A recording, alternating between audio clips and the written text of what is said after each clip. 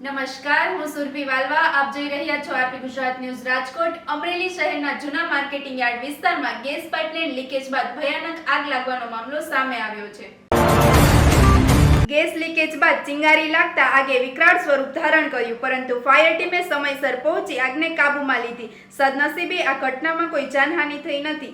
આગ લાગવાની કારણભૂત પરિસ્થિતિ અંગે તપાસ શરૂ કરવામાં આવી છે. ફાયર વિભાગની તત્પર કામગીરીને કારણે મોટું નુકસાન ટળ્યું છે. વધુ સમાચાર માટે જોડાયેલા રહો આરપી ગુજરાત ન્યૂઝ રાજકોટ.